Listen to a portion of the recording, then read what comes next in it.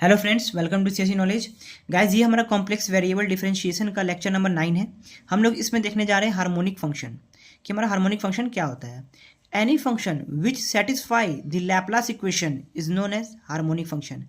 कोई भी फंक्शन जो लैप्लास इक्वेशन को सेटिस्फाई करेगा वो क्या होता है, हार्मोनिक फंक्शन। और ये आपका लैप्लास इक्वेशन है। ये क्या होता है, del square f upon del x square plus del square f upon del Y square. F कोई फंक्शन है यहाँ पे जिसका 2 टाइम्स डिफरेंशिएशन हो रहा है एक्स के रिस्पेक्ट में, जिसका 2 टाइम्स डिफरेंशिएशन हो रहा है वाई के रिस्पेक्ट में। और जब दोनों को सम कर रहे हैं तो वैल्यू क्या आना चाहिए, जीरो।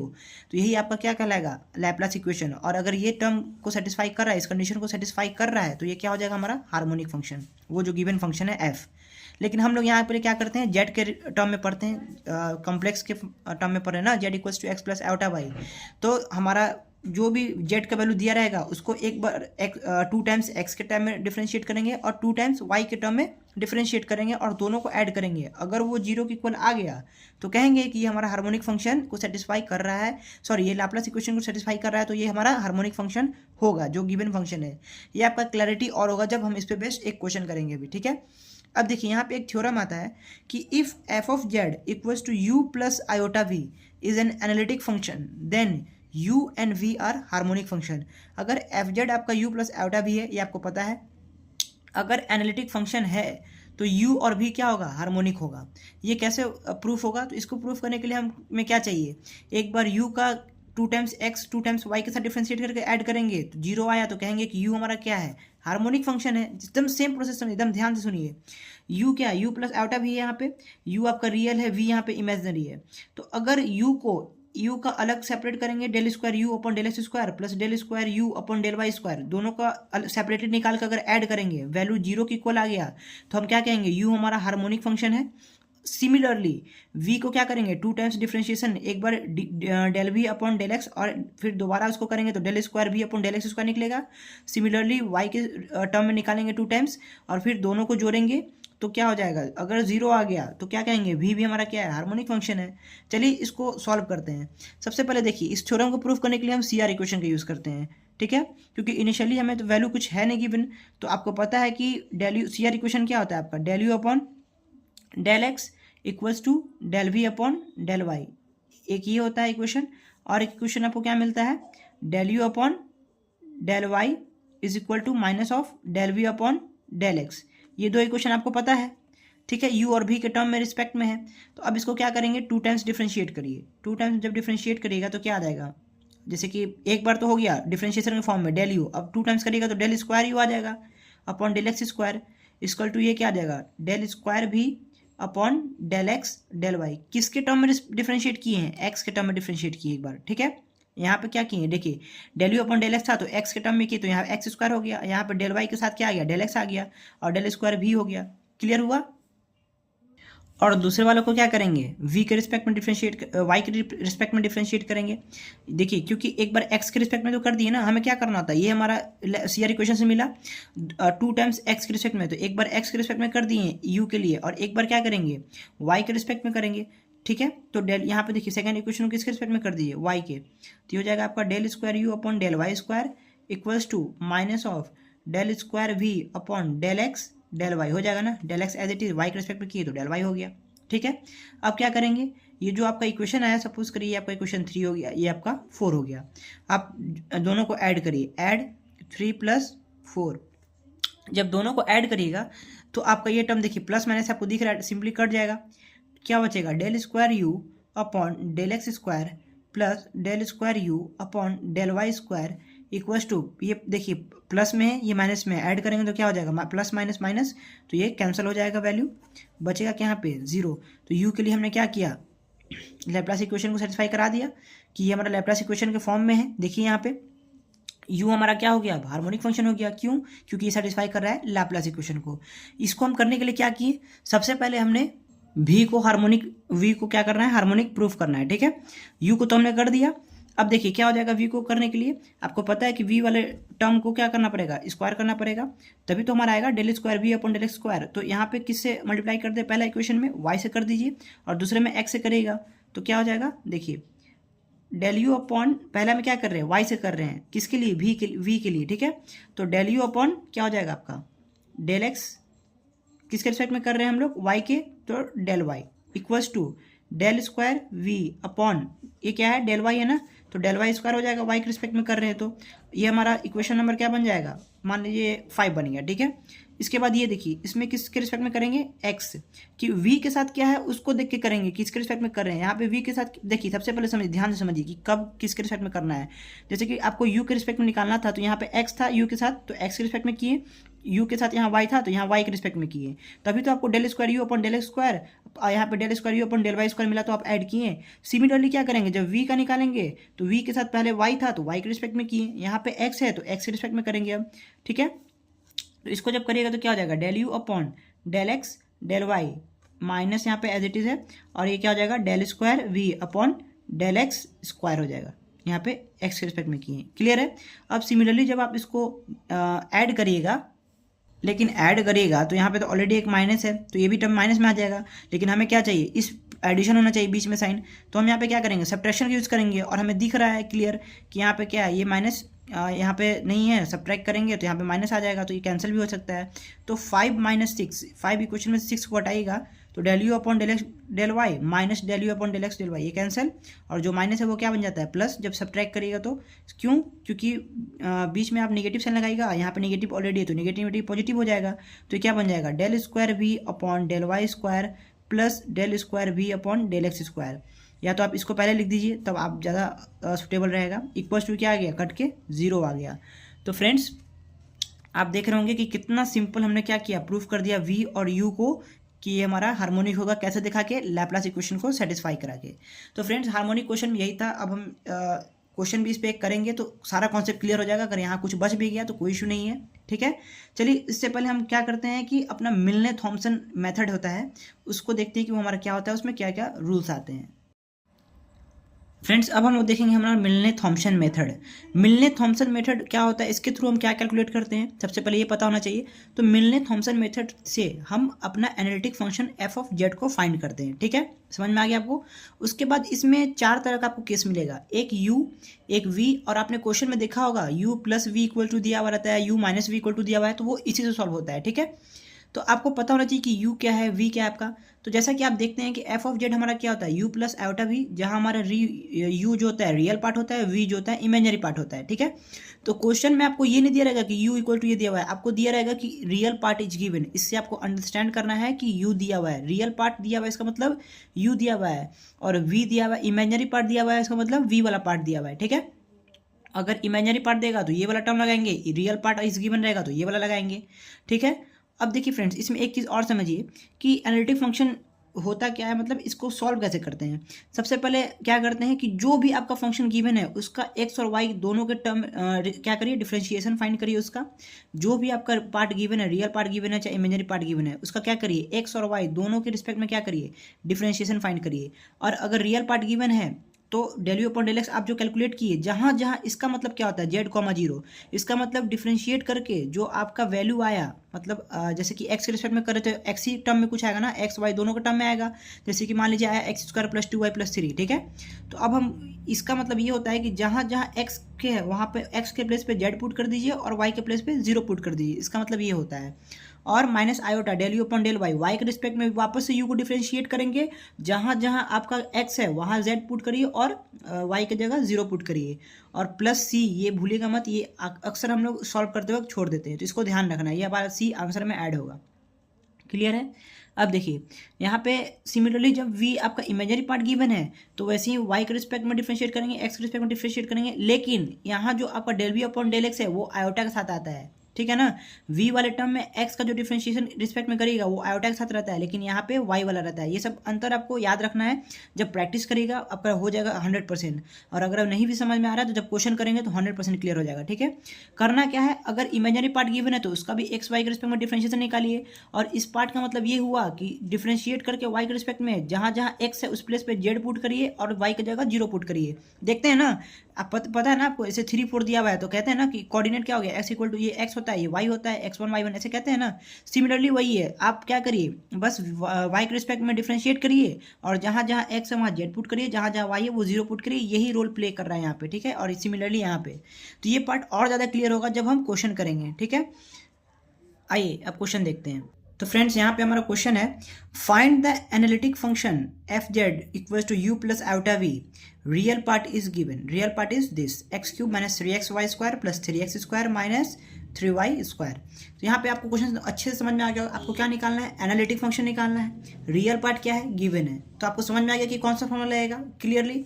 देखिए हो सकता है आपको फॉर्मूला यहाँ क्लियर ना हुआ हो, यहाँ से क्या हो जाएगा 100% क्लियर हो जाएगा, क्योंकि आपको समझ में आ गया कि फॉर्मूला ये यूज़ करे या फिर ये यूज़ करे। क्यों? क्योंकि क्वेश्चन में दे दिया कि real part is this, it means real part क्या हमारा गिवन है।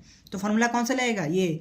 तो मैंने बताया था कि आपको फॉर्मूला तो पता चल गया कौन सा अप्लाई करना है। सबसे पहला काम क्या है कि एक्स और वाई के रिस्पेक्ट में उसका सबसे पहले आप डिफरेंशिएशन फाइंड करिए, ठीक है।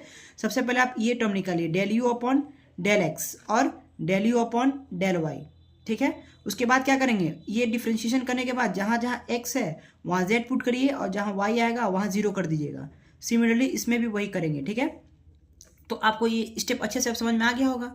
तो आप ये काम करिए, खुद से ट्राई करिए, इसका डिफरेंशिएशन निकाल के जेड पुट करिए, 0 पुट करिए। तो चलिए करते हैं हम लोग।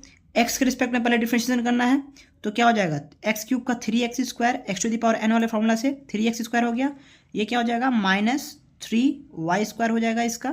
क्यों? क्योंकि यहाँ पे x dx/dx 1 हो गया, -3y² बचा। उसके बाद 3x² का क्या होता है डिफरेंशिएशन, 6x हो जाएगा, ठीक है। -3y², इसमें x वाला टर्म है ही नहीं, तो अगर x के रिस्पेक्ट में कर रहे हैं तो y वाला एज अ कांस्टेंट ट्रीट होता है, तो y इसमें x है ही नहीं, तो ये कांस्टेंट और कांस्टेंट का डिफरेंशिएशन क्या होता है, 0 होता है। क्लियर है। सिमिलरली अब क्या करेंगे, del you upon del y, अब y के रिस्पेक्ट में करेंगे तो हमारा x कांस्टेंट, तो ये वाला टर्म 0। अब यहाँ पे तो y है तो यहाँ पे देखना पड़ेगा, इसका 2y होगा और ऑलरेडी -3x है, तो क्या हो जाएगा -6xy हो जाएगा। ये देखिए -3xy² है, बिल्कुल। अब देखिए यहाँ पे क्या है 3x², यहाँ भी आपका y का टर्म नहीं है, y के रिस्पेक्ट में डिफरेंशिएट कर रहे हैं तो ये भी 0। अब क्या है -3y², तो इसका क्या हो जाएगा -6y। क्लियर है, ये बेसिक डिफरेंशिएशन मैंने कर दिया। उसके बाद क्या कहता है कि जहाँ पे x है वहाँ पे z पुट करिए, जहाँ पे y है वहाँ 0 पुट करिए। तो चलिए x की जगह क्या पुट कर देंगे, z पुट कर देंगे, तो हमारा क्या आ जाएगा 3z²। देखिए सिंपल, y की जगह क्या पुट करना है 0, तो पूरा टर्म ये 0 हो गया। यहाँ पे 6z प्लस 6z, देखिए कितना सिंपल था। सिमिलरली उसमें भी यही काम करना है, जहाँ x है वहाँ z पुट करिए, जहाँ y है वहाँ 0 पुट करिए। तो यहाँ y दोनों में टर्म है तो ये पूरा 0 हो जाएगा, इसमें बचा ही नहीं कुछ, क्योंकि y 0 तो ये पूरा टर्म 0, ये भी 0।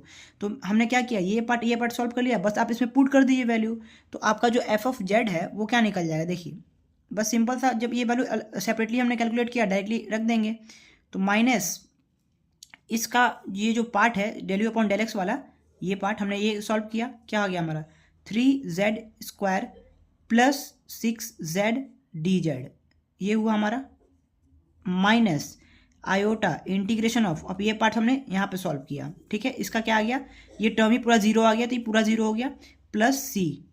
क्लियर है, देखिए कितना सिंपल था। उसके बाद हमने क्या करेंगे, क्या कर देंगे, आपको इंटीग्रेशन आता है, यहाँ भी x to the power n का इंटीग्रेशन क्या होता है, x to the power n + 1/n+1, तो क्या हो जाएगा 3z³ अपॉन 3 हो जाएगा, z की पावर 2 + 1 अपॉन 2 + 1, ऐसे हो जाएगा। ये हो जाएगा 6z² अपॉन 2।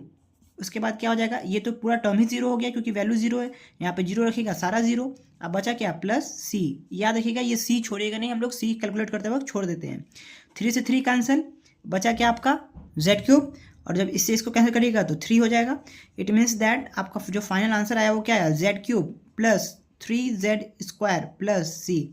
देख रहे हैं, यही आपका क्या होगा, एनालिटिक फंक्शन हो गया f ऑफ z, जो हमें फाइंड करना था। फ्रेंड्स देखिए कितना सिंपल था, आपको लग रहा था ये कॉम्प्लिकेटेड स्टार्टिंग में, लेकिन जब क्वेश्चन से बताएं तो 100% क्लियर हो गया होगा।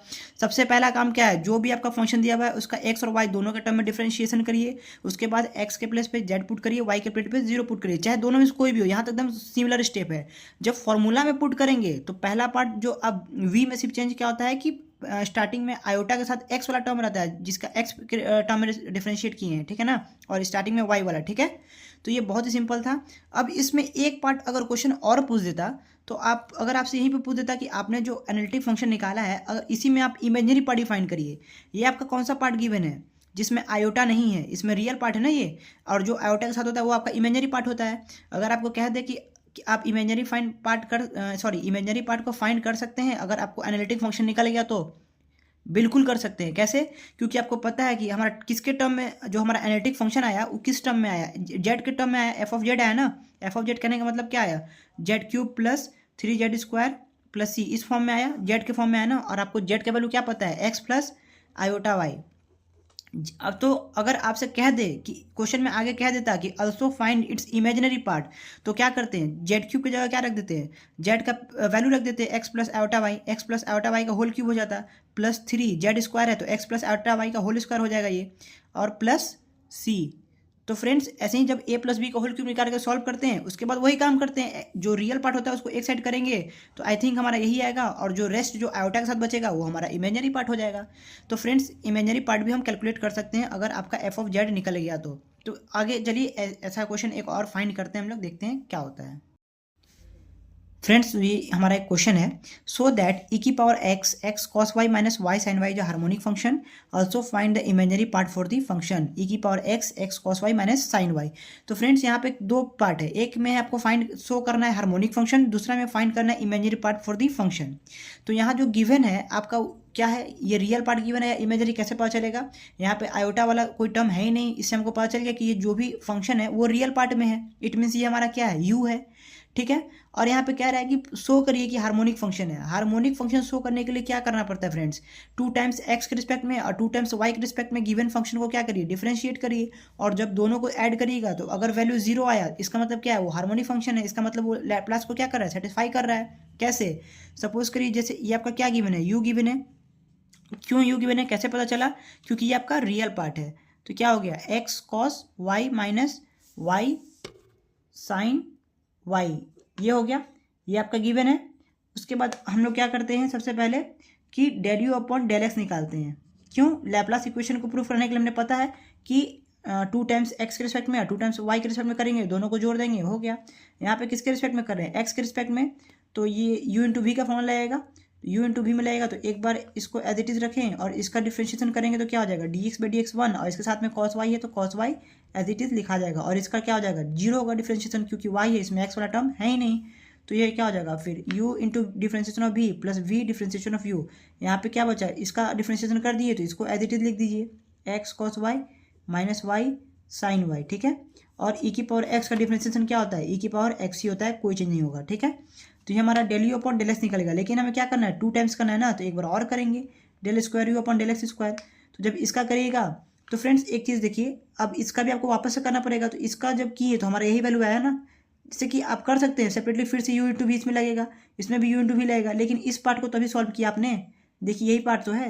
जब इसको डिफ्रेंशिएशन करिएगा तो वापस से ये वाला टर्म आएगा, तो इसके जगह क्या लिख देंगे, इस पूरे टर्म की जगह इसका डिफ्रेंशिएशन क्या हो जाएगा, ई की power X cos Y plus X cos Y minus Y sine Y ई की पावर एक्स, ये इस पार्ट का निकला। अब इसमें यू इंटू भी आप लगा लीजिए, ये कैसे आया समझ में आ गया ना, क्योंकि इसी को सॉल्व करके तो ये डिफरेंशिएशन किए तो ये आया, तो इसके जगह डायरेक्ट क्या किए, ये वाला पूरा पार्ट लिख दिए। अब देखिए यहाँ पे क्या हो जाएगा, इसका हो जाएगा यू इंटू भी ई की पावर एक्स का, यू इंटू भी इस पर लगेगा ही नहीं क्योंकि ये वाई वाला टर्म है ना, तो इसका ई की पावर एक्स कॉस वाई हो जाएगा सीधा। क्यों, क्योंकि हमें पता है कि एक्स के रिस्पेक्ट में डिफरेंशिएट करें तो वाई वाला तो कॉन्स्टेंट ट्रीट होता है, तो ई की पावर एक्स का ई की पावर एक्स ही हो गया, कॉस वाई उसके साथ में आ गया। क्लियर है। तो फ्रेंड्स ये बहुत ही सिंपल था, del square u upon del square निकाल लिए। अब आप del square u upon del Y square अपने से खुद से कैलकुलेट करिए क्या आता है उसका वैल्यू। तो फ्रेंड्स अब वी के रिस्पेक्ट में करेंगे, इसको पहले ऐड कर ले तो ये हमारा क्या हो जाएगा, 2 ई की power X cos Y plus X cos Y minus Y sine Y ई की पावर एक्स। यहाँ से ई की पावर एक्स कॉमन लीजिएगा तो क्या बचेगा, 2 कॉस वाई प्लस ये बच जाएगा x cos Y minus Y sine y, ये बचेगा फ्रेंड्स हमारा। तो ये आपने यू के रिस्पेक्ट में कर लिया। सिमिलरली जब आप क्या करेंगे, वी के रिस्पेक्ट में 2 टाइम्स निकालेंगे तो जो आपका आएगा वो वैल्यू ये आएगा। मैं लिख देता हूँ, आप इसे खुद से करेंगे, ठीक है। जैसे ये मैंने बता दिया, एक आप खुद से करेंगे तो क्या हो जाएगा, minus x cos Y plus y sine y minus 2 cos y, ये वैल्यू आएगा जब आप 2 टाइम्स वी के रिस्पेक्ट में करिएगा। इट मीन्स एक्स वाई के रिस्पेक्ट में करिएगा, सॉरी यू का डिफरेंशिएशन क्या करिएगा, वाई के रिस्पेक्ट में करिएगा, ठीक है। Del square u upon del Y square, ठीक है। तो फ्रेंड्स जब आप इसको ऐड करिएगा इन दोनों को तो क्या आना चाहिए, 0 आना चाहिए, बिल्कुल आएगा। क्या करेंगे, इसको इक्वेशन 1 मानेंगे, इसको 2 मानेंगे, कहेंगे ऐड 1 and 2, 1 + 2 तभी तो लैप्लास इक्वेशन को सेटिस्फाई करेगा जब एक्स वाई दोनों के रिस्पेक्ट में करेगा। और क्या आना चाहिए, जीरो आना चाहिए। देखिए यहाँ पे 2 cos y पॉजिटिव है, यहाँ पे नेगेटिव है, यहाँ x cos y पॉजिटिव है तो यहाँ नेगेटिव होना चाहिए, यहाँ नेगेटिव है तो ये पॉजिटिव है। ऐड करेगा, कैंसिल हो जाएगा वैल्यू, आपका फाइनल आंसर ये आ जाएगा। ये क्या कर रहा है, लैप्लास इक्वेशन को सेटिस्फाई कर रहा है, देयरफॉर इट लिख देंगे, hence it satisfy the Laplace equation, therefore it is harmonic function. ठीक है फ्रेंड्स, अब इसका दूसरा पार्ट है हमें इमेजिनरी पार्ट को फाइंड करना। फ्रेंड्स ये हमारा एक पार्ट सॉल्व हो गया, हमने दिखा दिया कि हमारा क्या है, हार्मोनिक फंक्शन है। अब दूसरा कह रहा है कि also find its imaginary part. आपको पता है कि आपका u दिया हुआ है यहाँ पे, तो हमें इमेजिनरी पार्ट निकालना है। तो उससे पहले हमें क्या निकालना होगा, एफ ऑफ जेड यानी एनालिटिक फंक्शन निकालना होगा। जब आप पता है ना, जब एनालिटिक फंक्शन जब निकलेगा तभी तो हम जेड की जगह एक्स प्लस आयोटा वाई रख के इमेजिनरी पार्ट निकाल सकते हैं। आयोटा वाला टर्म एक तरफ कर देंगे और कहेंगे कि हमारा क्या है, आपका हमारा इमेजिनरी पार्ट है। ठीक है ना। तो चलिए फ्रेंड्स हम क्या करते हैं, इसको सॉल्व करते हैं। तो क्या हो जाएगा, देखिए आपको पता है कि जो वैल्यू होता है क्या इमेजिनरी का या फिर रियल का, हमें यहाँ क्या दिया हुआ है, देखिए रियल दिया हुआ है ना। तो रियल का जो फॉर्मूला था हमने क्या पढ़ा था, एफ ऑफ जेड अपना। ये जो हमारा एफ ऑफ जेड होता है वो होता है integral del you upon del x z comma 0 d z minus iota del you upon del y z0 dz। ये होता है हमारा, यही होता है ना। जब आपका क्या हो, रियल पार्ट दिया हुआ है आपका यहाँ पे, तो यहाँ से हम क्या करेंगे, एफ ऑफ जेड फाइंड करेंगे। एफ ऑफ जेड कैसे फाइंड करेंगे, सबसे पहले del you upon del x निकालिए, del you upon del Y निकालिए, आपको पता है स्टेप। तो del you upon del X हम ऑलरेडी यहाँ पे क्या किए हैं, कैलकुलेट कर चुके हैं। तो यहाँ पे क्या करेंगे, डायरेक्ट एक्स की जगह क्या पुट करेंगे, जेड, वाई की जगह 0। तो वाई की जगह 0 पुट करेगा तो कॉस 0 तो 1 होता है, बचेगा क्या, ये ई की पावर एक्स, और एक्स की जगह जेड पुट करेंगे तो हो जाएगा ई की पावर जेड। समझ में आ रहा है ना। क्या किए, y की जगह 0 पुट की तो cos 0 1, x की जगह z पुट किए तो e की पावर z, प्लस का साइन है प्लस दिए, ये y 0 तो x हो जाएगा सिर्फ x की जगह z। तो ये क्या बचेगा, z बचेगा माइनस y साइन y क्या है 0, तो पूरा 0 बचा क्या, या फिर यहाँ पे e की पावर x तो बचेगा क्या वो, तो ये वाला तो 0 हो जाएगा, y 0 थी पूरा 0, बचा क्या है e की पावर z यहाँ बचेगा ना। देखिए ये हो गया क्या, हम x की जगह z रखें और cos y 0 क्या हो गया 1 हो गया, तो यहाँ बचा z, और ये टर्म 0, यहाँ बचा क्या e की पावर z, तो e की पावर z लिखें। अब e की पावर z यहाँ से कॉमन लीजिएगा तो आपका क्या बचेगा 1 प्लस z बचेगा, या z प्लस 1 कैसे भी लिख सकते हैं, कोई दिक्कत नहीं है, डी जेड। ये हो गया आपका इंटीग्रेशन माइनस आयोटा, ये वाला देखिए del you upon del Y. तो del you upon del Y निकालना पड़ेगा, फिर से इसको क्या करिएगा यू इंटू वी से करिएगा। लेकिन फ्रेंड्स आप इसको क्या करेंगे, खुद से निकालेंगे del you upon del y, और जब आप वैल्यू पुट करेंगे एक्स की जगह जेड, वाई की जगह 0, तो आपका पूरा वैल्यू ये 0 आएगा, देखिएगा 0 डी जेड प्लस सी। इसको आप खुद से कैलकुलेट करेंगे, del you upon del Y निकालिए, एक्स की जगह जेड पुट करिए, वाई की जगह 0, तो ये वैल्यू 0 ही आएगा। ठीक है ना। बचा क्या हमारा, ये टर्म बचा इंटीग्रेशन ऑफ ई की पावर जेड 1 प्लस जेड। ठीक है।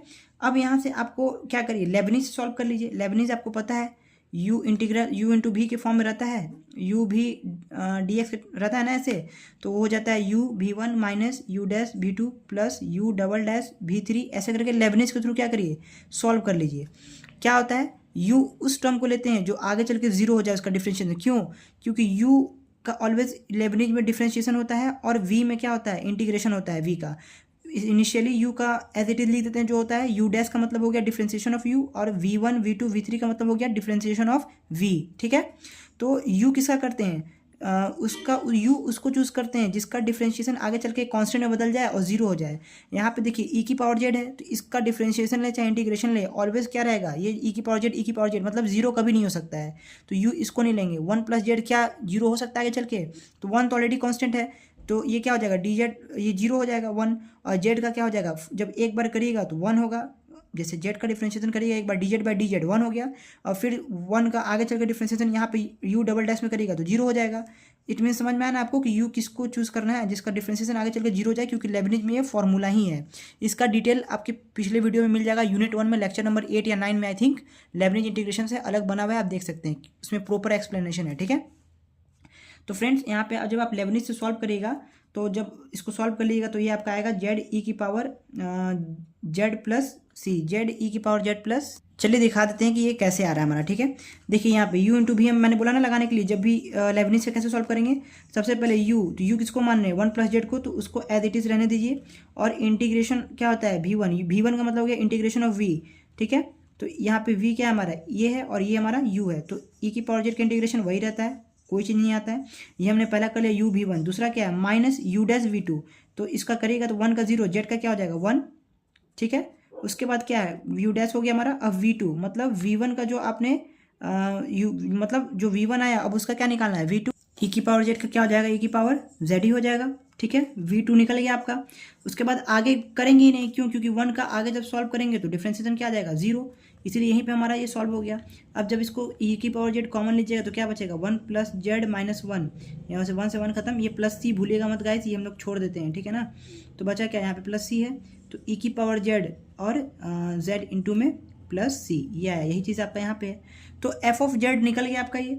उसके बाद क्या करते हैं, हमें फाइंड क्या करना है, याद करिए इमेजिनरी पार्ट क्वेश्चन में फाइंड करना है ना। Also find that imaginary part for the function this.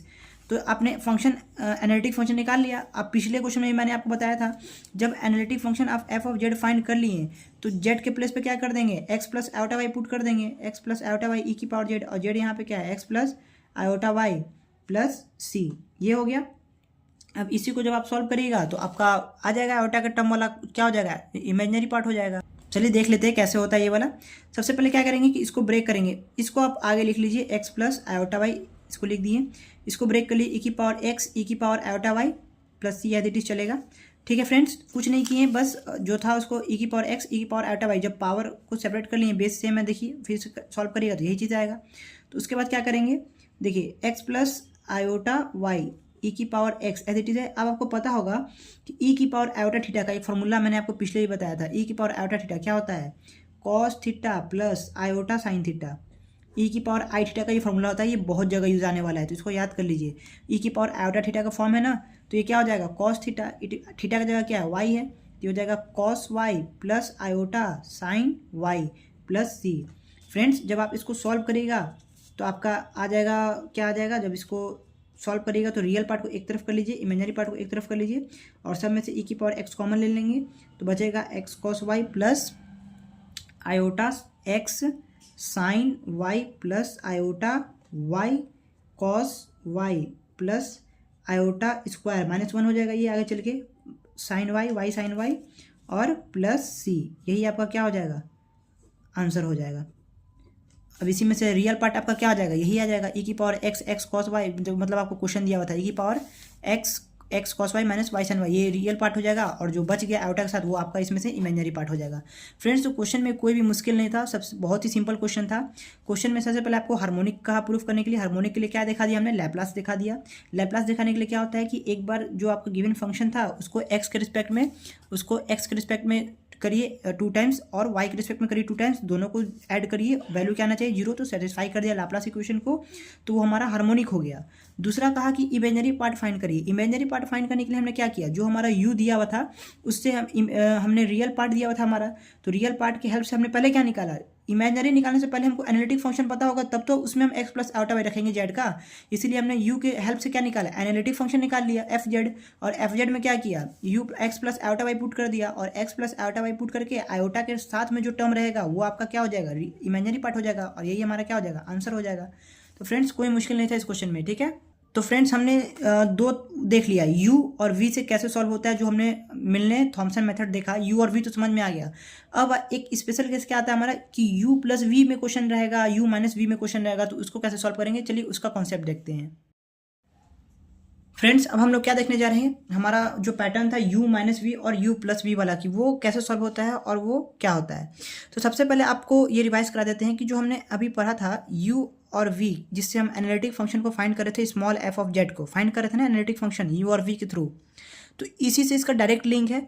बस देखिए 3 लाइन में एकदम खत्म। देखिए कैसे, क्या क्या आपको पढ़ना है, u माइनस वी, इसको हटाइए, u minus v u plus v, यही तो पैटर्न रहता है।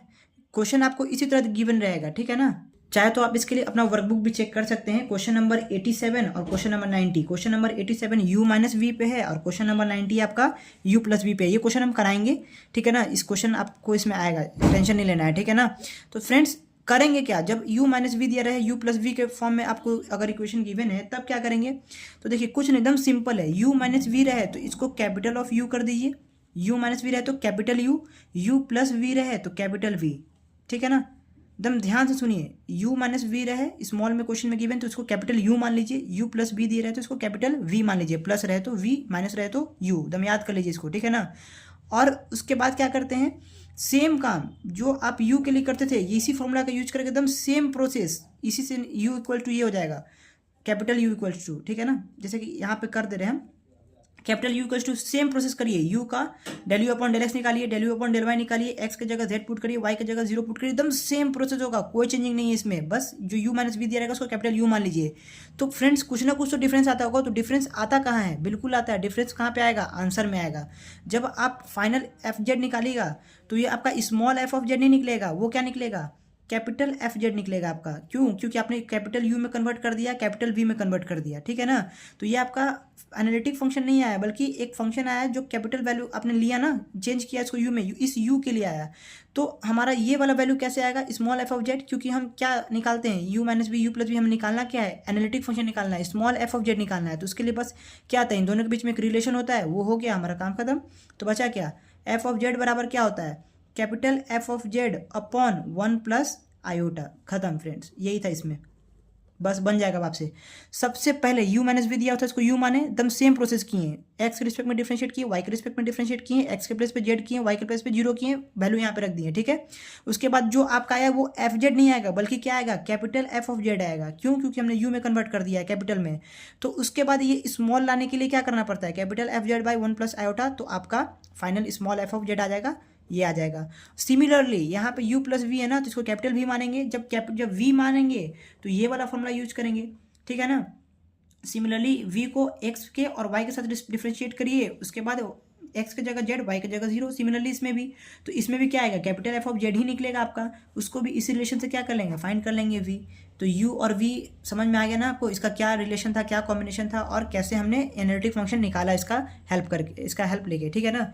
तो कोई मुश्किल नहीं था। अगर अभी भी नहीं समझ में आया तो जब क्वेश्चन करेंगे तो और 100% क्लियर हो जाएगा, ठीक है फ्रेंड्स। आइए अब क्वेश्चन देखते हैं। फ्रेंड्स देखिए ये हमारा क्वेश्चन है, find the analytic function u minus v equals to x minus y x square plus 4xy plus y square.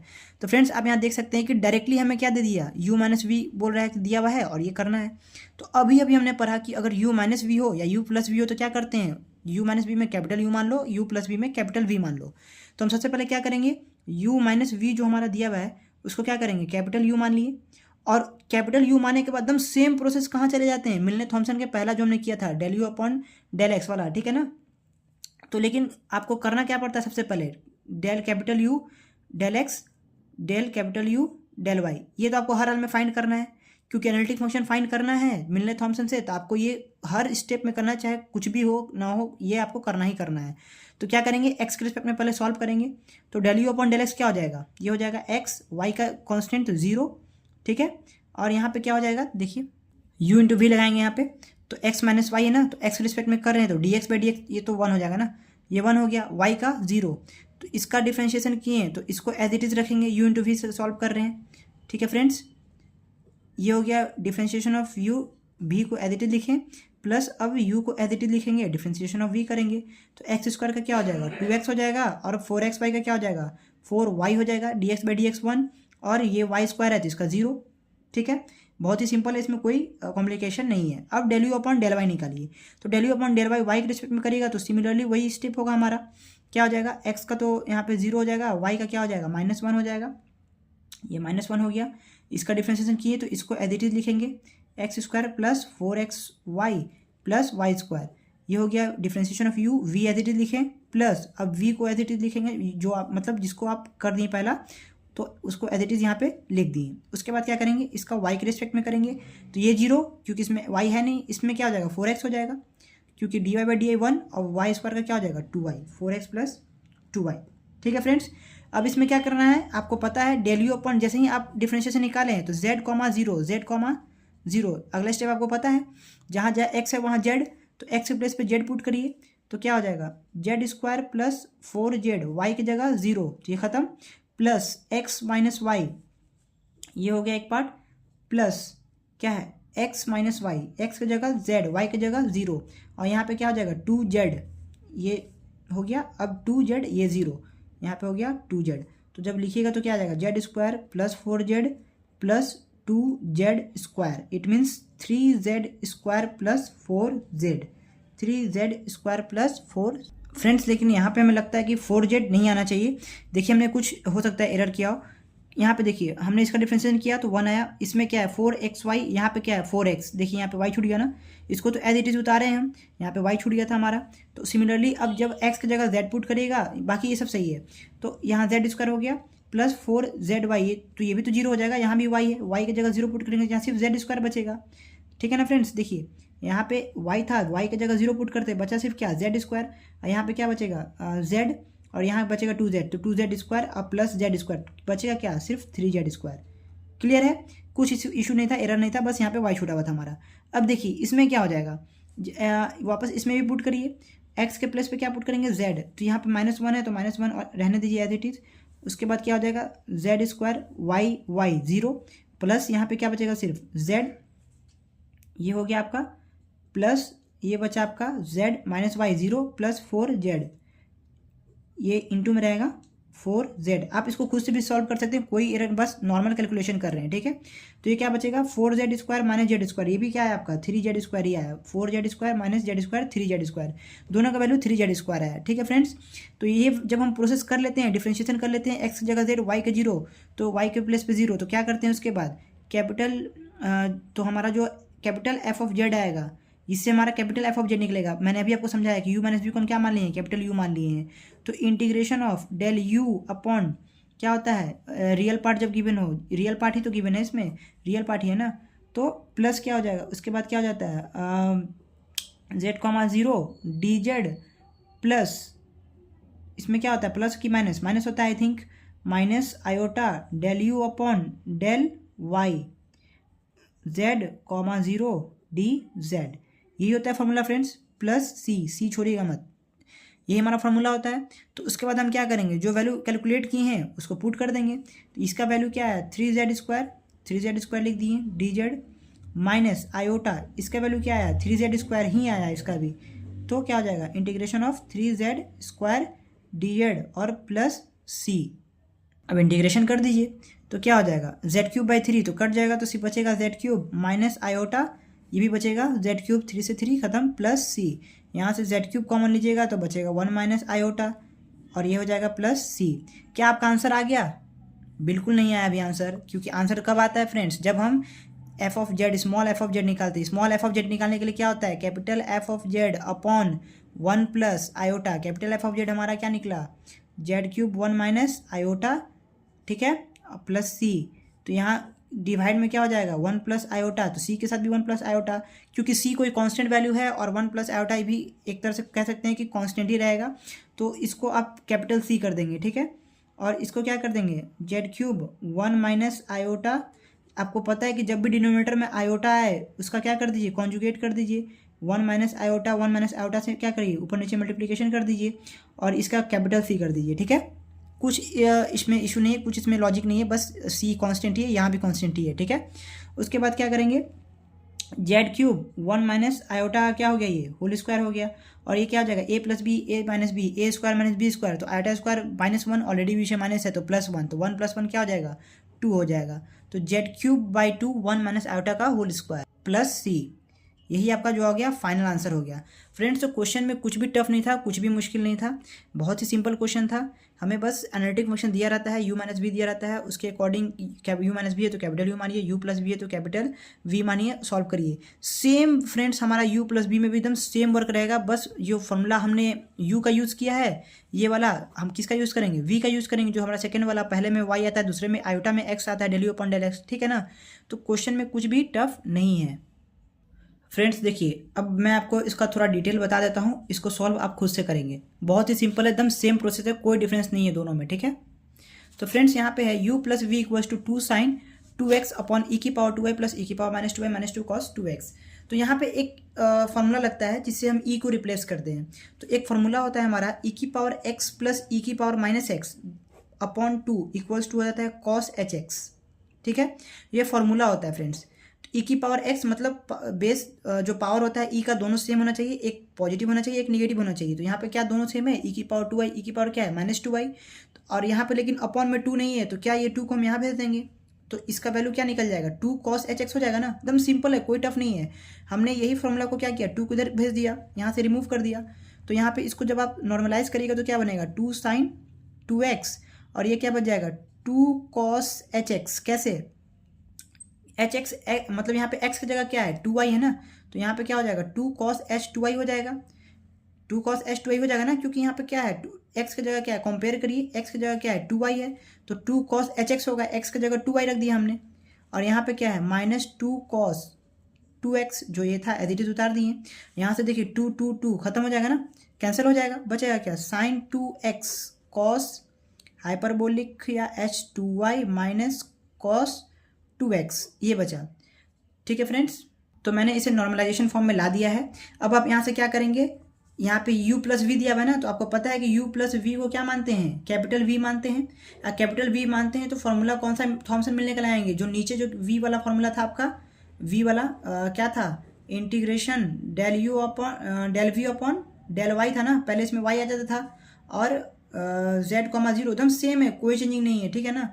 यहाँ प्लस रहता था बीच में, del u upon del v upon क्या हो जाएगा del x z comma 0 dz plus c।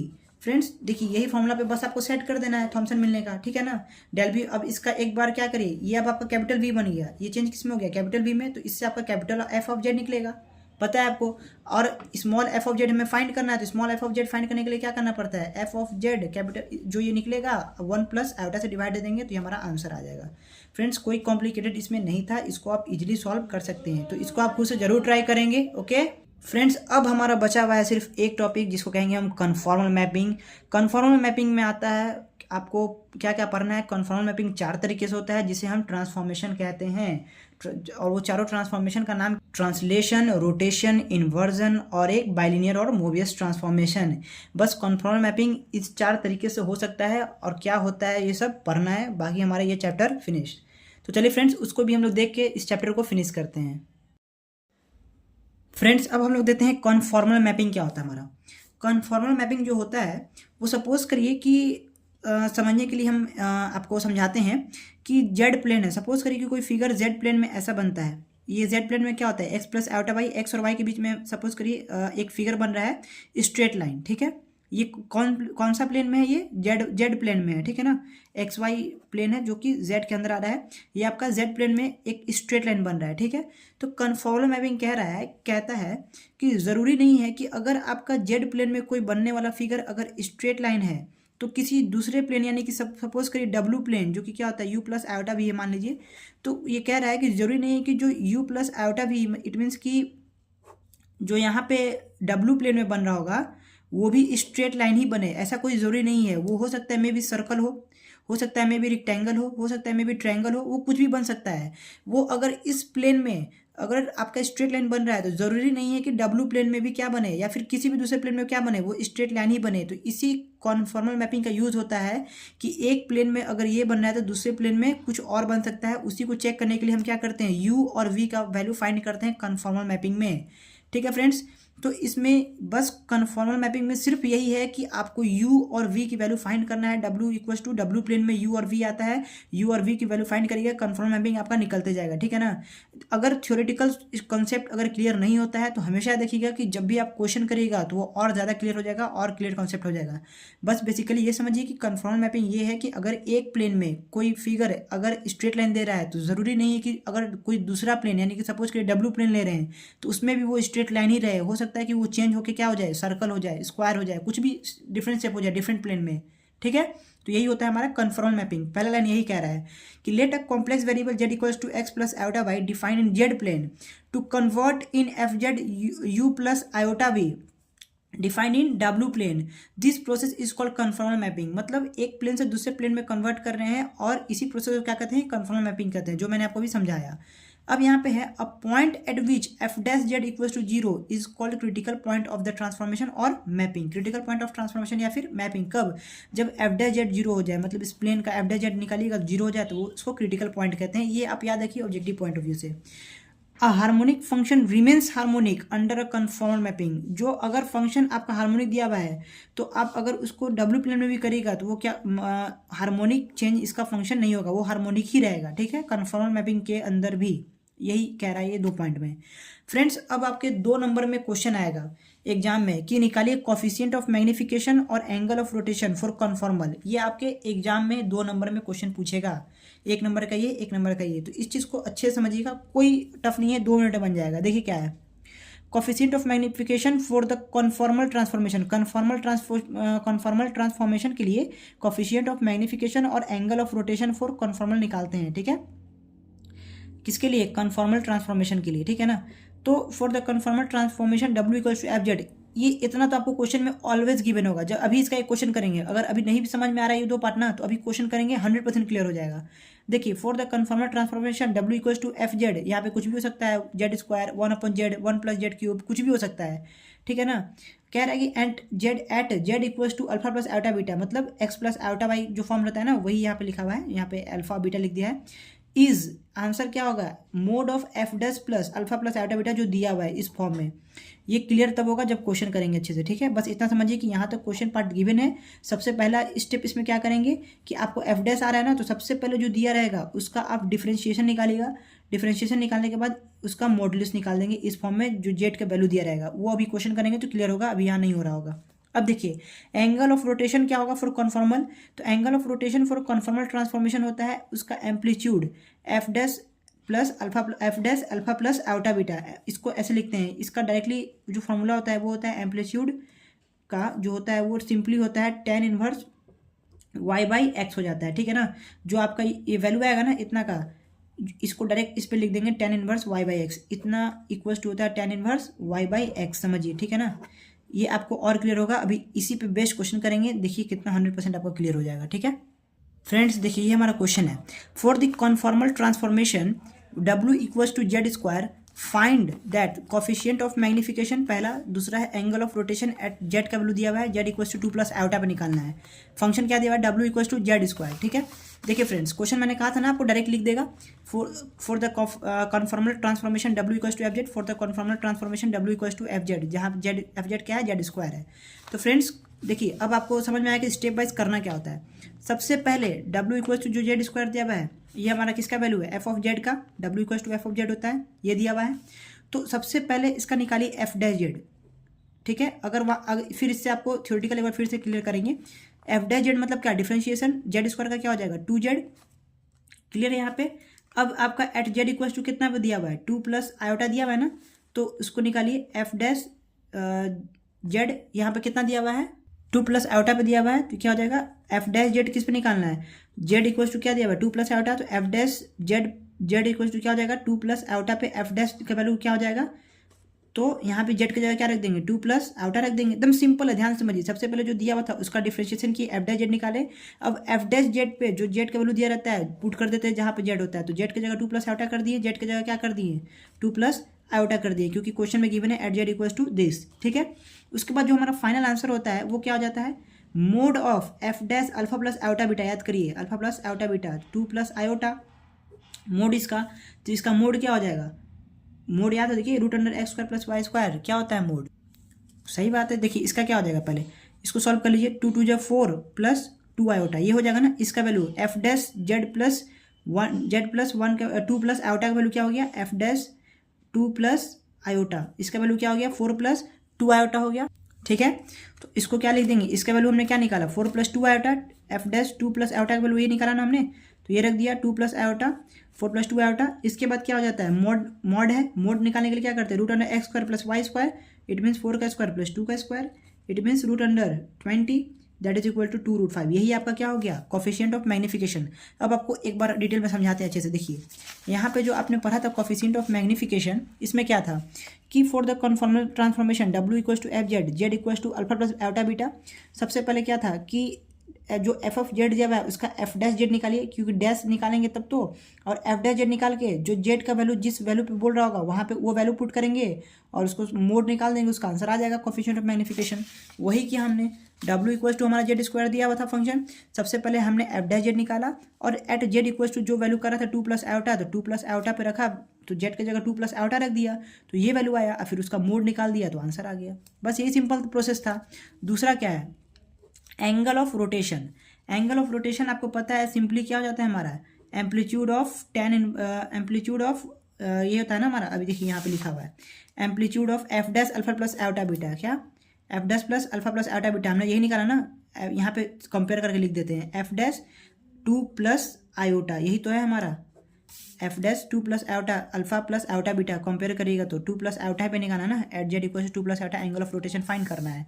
देखिए f dash alpha plus iota beta, आपने इसका वैल्यू क्या निकाला है 4 प्लस 2 आयोटा निकाला है ना, F dash 2 plus iota, f dash क्या आया था हमारा 4 प्लस 2 आयोटा, तो इसको क्या लिखेंगे डायरेक्टली एम्पलीट्यूड ऑफ क्या हो जाएगा ये 4 प्लस 2 आयोटा हो जाएगा, ठीक है ना।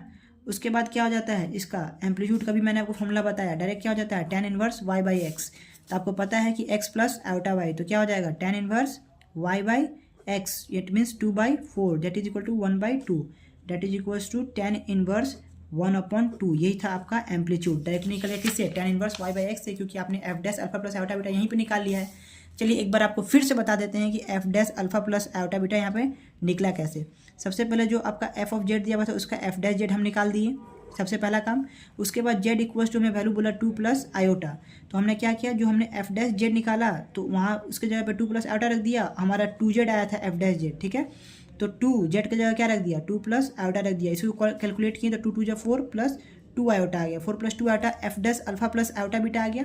कंपेयर करिए f dash alpha plus iota beta, alpha 2 है और बीटा यहाँ पे आयोटा है, तो आपका एम्पलीट्यूड क्या बोलता है डायरेक्टली क्या होता है tan inverse y by x, ठीक है, tan inverse y by x या फिर बीटा बाई अल्फा, अगर आप अल्फा प्लस आयोटा बीटा समझ रहे हैं तो बीटा बाई अल्फा, लेकिन हम लोग जानते हैं जनरली कि x प्लस आयोटा वाई पढ़ते आ रहे हैं तो उसी कंपेयर करके सॉल्व करते हैं। तो यहाँ पे y2 था बाई 4 tan इनवर्स, तो tan inverse 2/4 1/2 that is equal to tan inverse 1/2। Friends तो क्वेश्चन में कोई दिक्कत नहीं था, और वही मैग्नीफिकेशन में क्या करते हैं F dash alpha plus iota beta या फिर उसको निकाल के डायरेक्ट उसका मोड निकाल देते हैं, वही मैग्नीफिकेशन देता है, और एंगल निकालना है tan inverse y by x का जो फॉर्म निकालते हैं तो वो एम्पलीट्यूड दे देता है। तो यही था हमारा 2 नंबर का क्वेश्चन, कोफिशिएंट ऑफ मैग्नीफिकेशन और एंगल ऑफ रोटेशन, ये आपके 2 नंबर में आएगा। चलिए फ्रेंड्स अब हम लोग देखेंगे कि जो कन्फॉर्मल मैपिंग में होता है वो 4 तरीके से होता है, हमने पता है ट्रांसफॉर्मेशन जो होता है 4 तरीके से होता है, ठीक है। चलिए एक एक करके उसको देखते हैं फ्रेंड्स। तो अब हम लोग देखते हैं हमारा सम स्टैंडर्ड ट्रांसफॉर्मेशन, जिसमें हमारा सबसे पहले आता है ट्रांसलेशन। फ्रेंड्स हम लोग इसमें करते क्या है, जो हमारा कन्फॉर्मल मैपिंग होता है जो ट्रांसफॉर्मेशन के थ्रू होता है, तो इसमें हम निकालते हैं सबसे पहले ये पता होना चाहिए। तो याद रखिएगा कि जितना भी मेथड अभी आप पढ़ने जा रहे हैं ट्रांसफॉर्मेशन का, चाहे वो ट्रांसलेशन हो, चाहे वो रोटेशन हो, चाहे वो बाइलिनियर हो, या जो भी हो, 4 मेथड पढ़ेंगे अभी, ठीक है।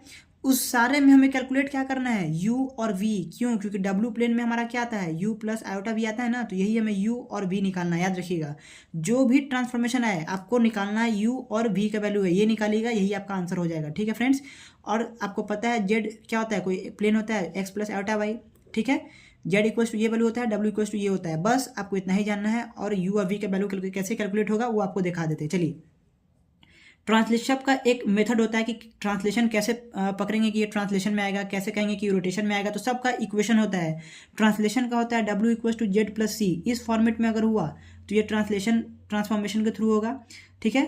ये एक ऑलवेज डिफाइंड फंक्शन होता है ये सब, ठीक है ना। तो जहाँ जेड की वैल्यू क्या होती है friends x plus iota y, ठीक है।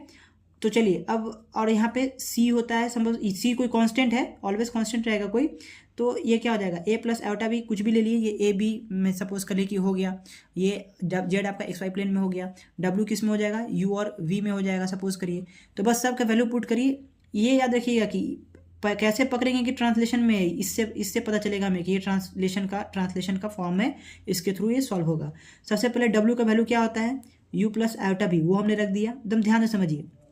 जेड क्या होता है x plus iota y, clear और हो जाएगा जब क्वेश्चन पार्ट करेंगे, तो टेंशन नहीं लेना है। बस याद रखिए कि हमें निकालना क्या है u और v की वैल्यू निकालना है, हमारा सॉल्व हो गया ये ट्रांसफॉर्मेशन। तो यहाँ पे क्या हो जाएगा c की वैल्यू क्या हो जाएगा, जेड का रख दिया, a प्लस आयोटा बी। अब आपको पता है क्या करते हैं, रियल पार्ट को एक तरफ और इमेजिनरी पार्ट को एक तरफ, तो ये हो जाएगा x plus a plus iota common लीजिए, y प्लस b, ये क्या बचा u प्लस आयोटा भी। अब आयोटा वाले को आयोटा से कंपेयर करिए और रियल वाले को रियल से, इमेजिनरी वाले को इमेजिनरी से। तो u का कंपेयर करिएगा तो क्या आ जाएगा x प्लस a, v को कंपेयर करिएगा तो क्या आ जाएगा y प्लस v। मैंने बोला था ना कि हमें वैल्यू किसका निकालना है ट्रांसलेशन में या कोई भी ट्रांसफॉर्मेशन, उसमें वैल्यू किसका निकालना है ऑलवेज u और v का। तो फ्रेंड्स चलिए इसी लगे इसी पैटर्न पे एक क्वेश्चन भी देख लेते हैं तुरंत और देखते हैं उसको सॉल्व करके। तो फ्रेंड्स ये हमारा क्वेश्चन है, let a rectangular domain R bounded by x equal to 0, y equal to 0, x equal to 2, y equal to 1, determine the region R of W plane. W plane का निकालना है, ठीक है, जहाँ W आपका क्या है, z plus 1 minus 2 iota, z plus 1 minus 2 iota, z plus c, देख रहे हैं ना, कांस्टेंट है ये 1 minus 2 iota, a plus iota भी। यानी आपको समझ में आ रहा है कि ये हमारा कंपेयर कर रहे हैं, तो हमारा ये कौन सा मेथड निकल रहा है, ट्रांसलेशन मेथड निकल रहा है, W equal to z plus c का फॉर्म आ रहा है। तो आपको इसे सॉल्व करना है। तो सॉल्व करने के लिए क्या करेंगे, सबसे पहले मैंने बताया क्या निकालना है, सबसे पहले U और V।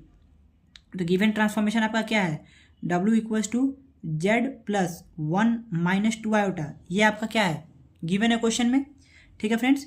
W का वैल्यू आप क्या जानते हैं, U प्लस आयोटा V, एकदम सेम, कोई चेंजिंग नहीं, x प्लस आयोटा y, ठीक है, प्लस 1 माइनस 2 आयोटा। अब आपको पता है क्या करना है, रियल को एक तरफ, इमेजिनरी को एक तरफ, तो u प्लस आयोटा भी एज इट इज रहेगा।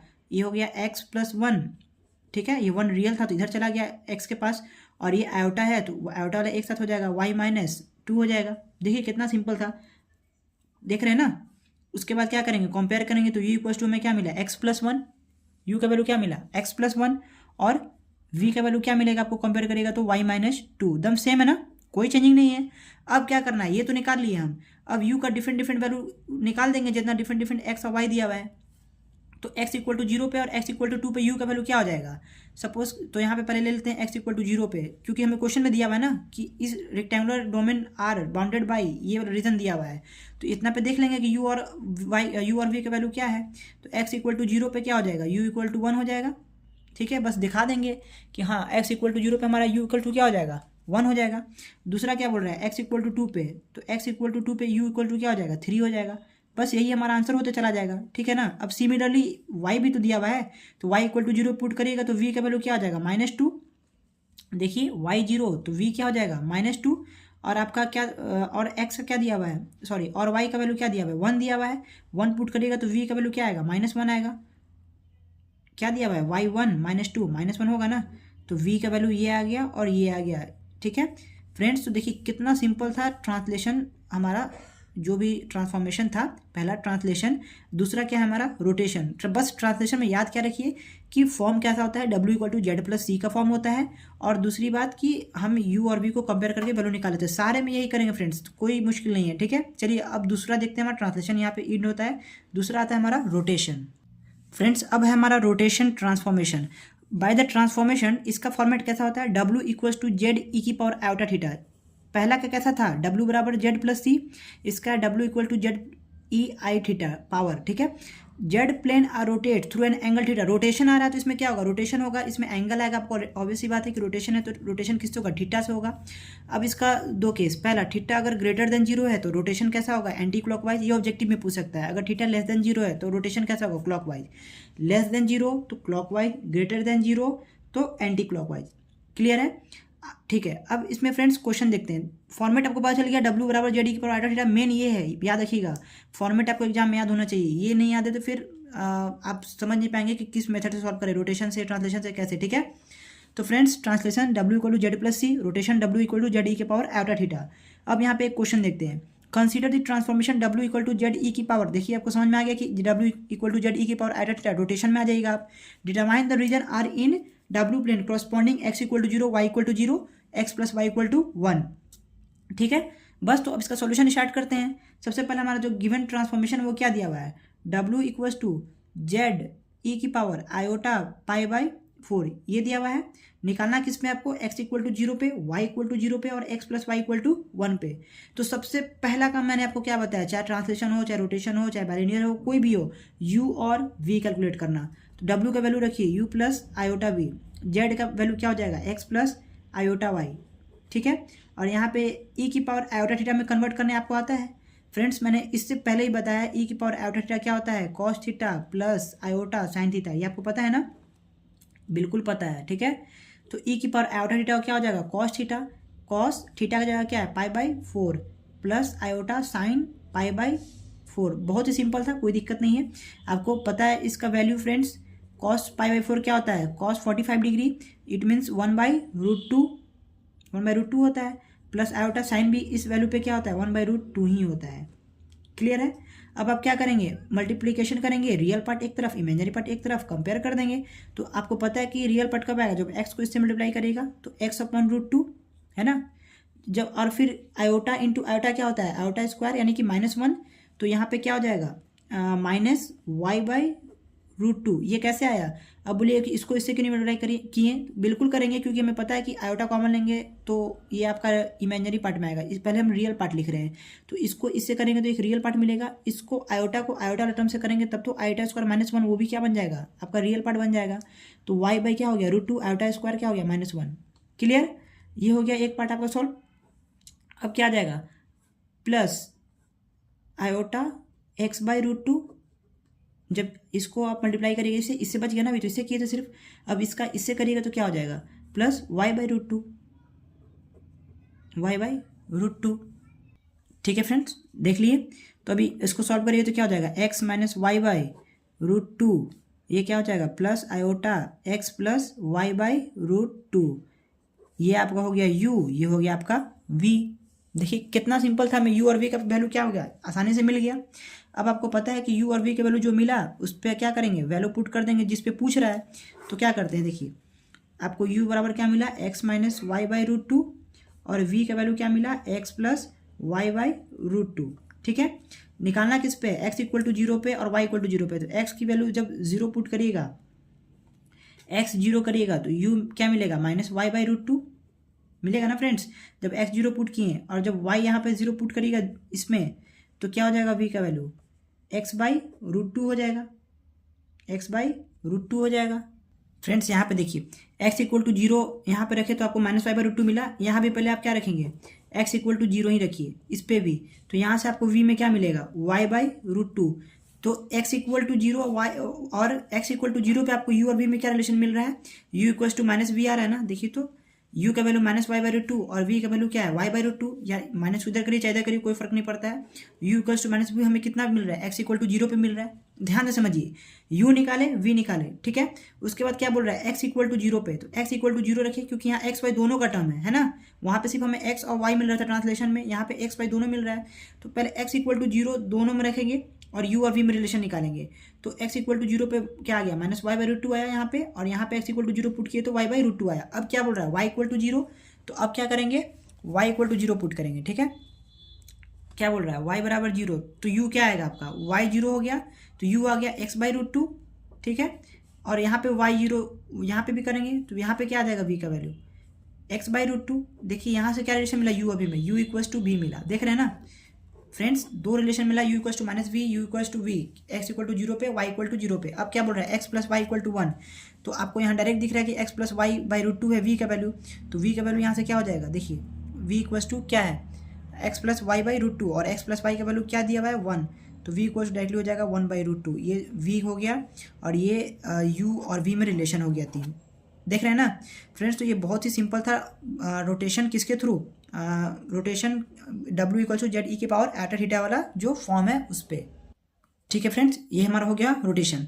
इसमें हमें लास्ट में क्या मिला, जो u = v मिला, u = -v मिला, और जो आपका x = 0 पे, y = 0 पे, पहले x = 0 पे दोनों पे वैल्यू रख लिए, फिर y = 0 पे दोनों पे वैल्यू रख लिए। उसके बाद x + y डायरेक्ट किस में आ रहा था, v में आ रहा था, तो v के जगह पे क्या रख दिए 1/√2, v का वैल्यू 1/√2 हो गया। ठीक है फ्रेंड्स, तो यही था हमारा रोटेशन। चलिए अब हम आगे देखते हैं अपना थर्ड, इन्वर्जन ट्रांसफॉर्मेशन क्या होता है। फ्रेंड्स, ये हमारा इन्वर्जन ट्रांसफॉर्मेशन। इन्वर्जन ट्रांसफॉर्मेशन का कैसा फॉर्म होता है, w = 1/z। अगर इस फॉर्म में तो वो किस में आएगा, इन्वर्जन में। पहला क्या था, w = z + c, दूसरा क्या था, w = z e⁻θ, तीसरा क्या है, w = 1/z, इसको कहते हैं रेसिप्रोकल इन w प्लेन। ठीक है, the origin z = 0 map to the point w = 0 to ∞। ठीक है, इसमें z = 0 map to the point w = ∞। इसमें हम क्या करते हैं ना फ्रेंड्स, कि इसका हम डायरेक्टली क्या करेंगे ना, कि जब सॉल्व करेंगे, जब भी ये क्वेश्चन आए याद रखिएगा, तो w = 1/z जब भी रहे, इस फॉर्म में जब भी रहे, देखिए यहाँ भी क्वेश्चन है, अभी इसको सॉल्व करते हैं। ठीक है, तो इसको कन्वर्ट कर दिया कैसे, z को ऊपर कर दीजिएगा और w को नीचे ले आएगा। ठीक है ना, ताकि z का वैल्यू जो 0 होता है, नॉट डिफाइंड टर्म जो भी आए ना आए, इसलिए क्या करते हैं हम w को नीचे ले आते हैं, z को उधर कर देते हैं। ठीक है, सिंपल सा, इसमें कुछ लॉजिक नहीं है, बस आपको ये समझना है कि जब भी इन्वर्जन ट्रांसफॉर्मेशन आए को रेसिप्रोकल कर दीजिए, w को यहाँ ले आइए, z को वहाँ शिफ्ट कर दीजिए। उसके बाद क्या करिए, वैल्यू रख दीजिए जो वैल्यू रखते हुए आ रहे हैं। तो यहाँ क्वेश्चन देखते हैं, फाइंड द इमेज ऑफ ए, इसका इमेज फाइंड करना है अंडर द मैपिंग। तो इस पार्ट पे पहुंचने से पहले इसको सॉल्व करना होता है। तो z इक्वल टू 1/w हो जाएगा फ्रेंड्स, हम चेंज कर दिए w इक्वल टू 1/z को। तो ठीक है, अब z का वैल्यू क्या होता है x प्लस आयोटा वाई, अब 1/u प्लस आयोटा v। आपको पता है कि डिनोमिनेटर में कभी भी आयोटा नहीं छोड़ते हैं, इसके लिए इसके कॉन्जुगेट से मल्टीप्लीकेशन कर देते हैं और division u minus iota v। तो ये क्या हो जाएगा u minus iota v upon a plus b a minus b, तो a square minus b square, तो आयोटा स्क्वायर भी माइनस एक ऑलरेडी माइनस फार्मूला से और आयोटा स्क्वायर माइनस 1 तो प्लस कर देगा, तो u square plus v square. ठीक है, अब यहाँ से आप रियल पार्ट इमेजिनरी पार्ट अलग करिए, तो u के साथ क्या करिए, एक बार u square plus v square दे दीजिए और यहाँ पे क्या है plus iota, u plus iota v का फॉर्म होता है ना w प्लेन, जैसे u प्लस आयोटा v ऐसा फॉर्म होता है। तो इसीलिए ये जो माइनस है ना इसको इनसाइड दैट पॉइंट दे देते हैं, तो iota minus v upon u square plus v square. याद रखिएगा कि always u plus iota v का फॉर्म बनाइएगा, और ये जो माइनस है कहाँ चला गया, v के पास चला गया। ठीक है, तो अब यहाँ से आप कंपेयर करिएगा, तो यहाँ से हम क्या निकाल रहे हैं, x और y के वैल्यू निकाल रहे हैं ना, x इक्वल टू क्या आ रहा है u by u square plus v square. देख रहे हैं ना इसमें क्या अलग आ रहा है, समझ रहे होंगे आप लोग। इसमें हम लोग का x और y निकल रहा है, अभी तक हम क्या निकाल रहे थे u और v, इसमें हम क्या निकाल रहे हैं रेसिप्रोकल में। रेसिप्रोकल जहाँ नाम आया मतलब उल्टा, रेसिप्रोकल मीन्स क्या उल्टा, u v फाइंड कर रहे थे तो रेसिप्रोकल जब आए w इक्वल टू 1/z है तो उसमें उल्टा x और y ही फाइंड करते हैं u और v के टर्म में। ठीक है, और जो आपका ये जो गिवन है यहाँ पे x और प्लस आयोटा y रखिएगा, और जब सॉल्व करिएगा तो जो x और y में टर्म आएगा वहाँ पे ये वैल्यू पुट कर देगा, आंसर आ जाएगा। चलिए अच्छे से समझते हैं इसको क्या होता है। ठीक है, यहाँ तो समझ में आया मैंने क्या किया, x और y कैसे निकाल लिया। उसके बाद अब क्वेश्चन पे आते हैं। क्वेश्चन में हमारा गिवन कर्व क्या था, द गिवन कर्व क्या है हमारा, mod of z minus 3 iota equal to 3 ये है। तो फ्रेंड्स कुछ नहीं, सॉल्व में इस पर करना ही नहीं है, z का वैल्यू है तो x प्लस आयोटा वाई लिख दिए, माइनस 3 आयोटा लिख दिए इक्वल टू 3। ठीक है, अब आपको क्या करना है इसमें, रियल पार्ट और इमेजिनरी पार्ट एक तरफ करिए, तो यहीं पे आगे कैलकुलेट करते हैं। तो क्या हो जाएगा देखिए, x प्लस आयोटा कॉमन है तो क्या बचेगा, y माइनस 3 बचेगा ना, ये बचेगा इक्वल्स टू 3 यहाँ पे है।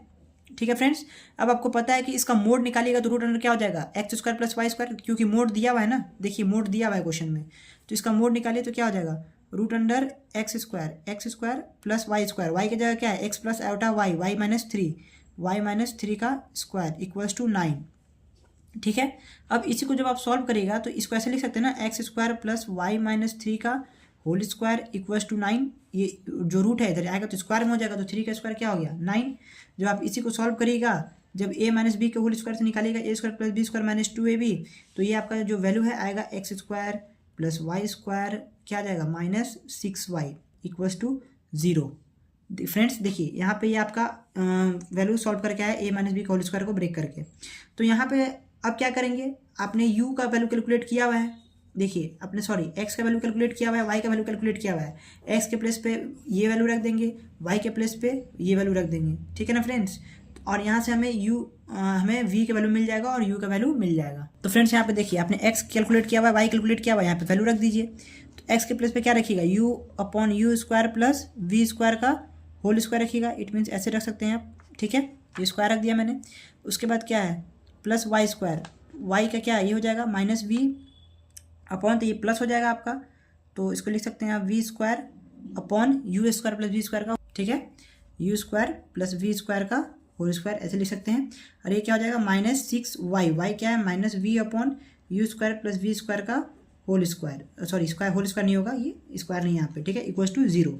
ये हमने रख दिया वैल्यू कहाँ से, x और y का, सिंपल सा काम किया। अब जब आप इसको सॉल्व करेंगे तो आपको 2 इक्वेशन आएगा। ठीक है ना, ये सिंपल कैलकुलेशन है, एलसीएम ले लेंगे, बेस सेम है, बेस सेम नहीं, यहाँ पे क्या हो जाएगा माइनस वी के साथ मल्टीप्लिकेशन में चला जाएगा एक बार, क्योंकि स्क्वायर है यहाँ पे एक ही 1 टाइम है, यहाँ पे 2 टाइम्स है, तो एलसीएम तो ये आएगा, और यहाँ पे माइनस वी में मल्टीप्लाई हो जाएगा एक बार u square plus v square. जब आप उसको सॉल्व करेंगे तो जो u square plus v square का होल स्क्वायर आएगा इधर 0 है, तो ये इधर आ जाएगा तो 0 हो जाएगा।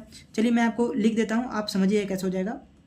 जब एलसीएम लेंगे तो ये चीज़ बचेगा u square plus v square और plus 6 u square v plus 6v cube equals to 0। ये जब एलसीएम लीजिएगा तो इधर चला के 0 हो जाएगा। ठीक है, और ये एक बार से मल्टीप्लाई होकर ये वैल्यू आएगा। उसके बाद जब आप इस पार्ट को सॉल्व करिएगा तो आपका क्या हो जाएगा, देखिए यहाँ पे हो जाएगा u square plus v square, यहाँ से क्या कॉमन आ रहा है प्लस 6v अगर यहाँ से लेते हैं कॉमन तो बचेगा आपका u square plus v square equals to 0। तो u square plus v square यहाँ से कॉमन ले लीजिए तो क्या बचेगा 1 प्लस 6v बचेगा इक्वल्स टू 0। फ्रेंड्स अब देखिए u square plus v square तो 0 नहीं हो सकता है, कोई दोनों में से कोई एक ही 0 इक्वल होगा। यहाँ पे देखिए आपका जो x का वैल्यू है u square plus v square denominator में है और यहाँ भी y में भी, तो इसका वैल्यू 0 नहीं हो सकता है, नॉट डिफाइंड टर्म आ जाएगा। इसका मतलब 0 किसके इक्वल होगा, इसके इक्वल। इट मीन्स 1 प्लस 6 भी क्या होगा 0 होगा। तो यहाँ से v का वैल्यू क्या आ जाएगा -1/6 आ जाएगा। ये हमारा v का वैल्यू फाइंड हो गया। ठीक है फ्रेंड्स, यही हमारा क्या हो गया आंसर हो गया जो हमारा जो गिवन क्वेश्चन था उसके अकॉर्डिंग। तो फ्रेंड्स इन्वर्जन ट्रांसफॉर्मेशन में बेसिकली होता क्या है कि रेसिप्रोकल होता है 1/z, हम लोग w को ही इसमें नीचे ले आते हैं और x y का वैल्यू कैलकुलेट करते हैं। रेसिप्रोकल से ही पता चला कि इसमें कुछ उल्टा होगा, तो u v की जगह क्या फाइंड कर लिए x y फाइंड कर लिए, और जो गिवन रिलेशन था उसमें x और y की जगह क्या पुट कर दिए जो हम वैल्यू कैलकुलेट किए थे। ऑलवेज इन्वर्जन ट्रांसफॉर्मेशन में u और v का वैल्यू यही आएगा, ऑलवेज याद रखिएगा, ऑलवेज यही आएगा, वैल्यू कभी चेंज नहीं हो सकता है एक्स और वाई का। ठीक है, उसके बाद क्या किए वैल्यू पुट कर दिए, उसके बाद हमारा वी का वैल्यू निकल गया -1/6, यही हमारा क्या होगा आंसर हो गया। ठीक है फ्रेंड्स, अब हमारा एक लास्ट बचा हुआ है बाइलिनियर ट्रांसफॉर्मेशन और मोबियस। तो फ्रेंड्स एक क्वेश्चन मैं आपको देता हूँ, उसको आप खुद से करिए, ये वाला क्वेश्चन को आप खुद से ट्राई करिए। क्वेश्चन है, लिखते जाइए साथ में, find the image of the circle, find the image of the circle mod of z-1 mod of z-1 equals to 1 where w equals to 1/z under the mapping। ठीक है, समझ गया क्वेश्चन।